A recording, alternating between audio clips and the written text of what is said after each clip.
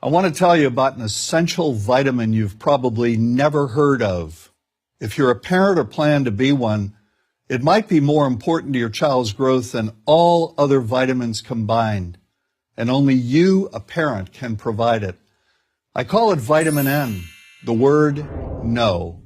More and more children, I find, are suffering from vitamin N deficiency, and they, their parents, and our entire culture are paying the price.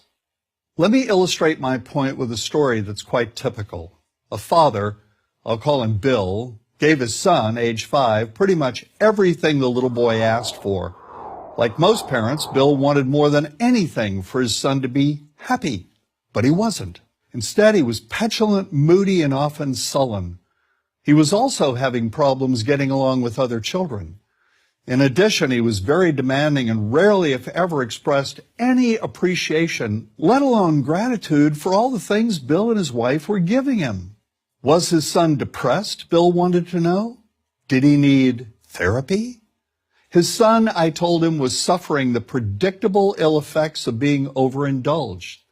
What he needed was a healthy and steady dose of vitamin N. Overindulgence, a deficiency of vitamin N, leads to its own form of addiction. When the point of diminishing returns is passed, and it's passed fairly early on, the receiving of things begins to generate nothing but want for more things.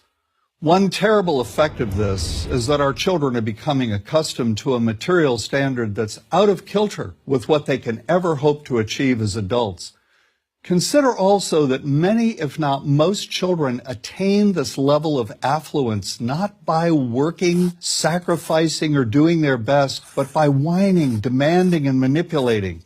So in the process of inflating their material expectations, we also teach children that something can be had for next to nothing.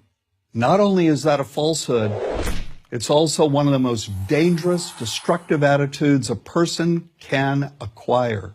This may go a long way toward explaining why the mental health of children in the 1950s, when kids got a lot less, was significantly better than the mental health of today's kids. Since the 50s, and especially in the last few decades, as indulgence has become the parenting norm, the rates of child and teen depression have skyrocketed. Children who grow up believing in the something for nothing fairy tale are likely to become emotionally stunted, self-centered adults. Then, when they themselves become parents, they're likely to overdose their children with material things. The piles of toys, plushies, and gadgets one finds scattered around most households. In that way, overindulgence, a deficiency of vitamin N, becomes an inherited disease, an addiction passed from one generation to the next. This also explains why children who get too much of what they want rarely take proper care of anything they have. Why should they? After all, experience tells them that more is always on the way. Children deserve better. They deserve to have parents attend to their needs for protection, affection, and direction.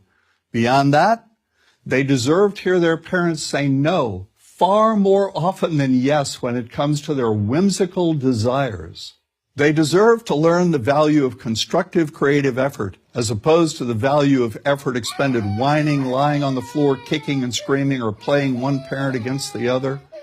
They deserve to learn that work is the only truly fulfilling way of getting anything of value in life, and that the harder they work, the more ultimately fulfilling the outcome. In the process of trying to protect children from frustration, parents have turned reality upside down. A child raised in this topsy-turvy fashion may not have the skills needed to stand on his or her own 2 feet when the time comes to do so. Here's a simple rule. Turn your children's world right side up by giving them all of what they truly need, but no more than 25% of what they simply want. I call this the principle of benign deprivation. When all is said and done, the most character-building 2-letter word in the English language is no. Vitamin N. Dispense it frequently. You'll be happier in the long run, and so will your child. I'm John Rosemond, author and family psychologist for Prager University.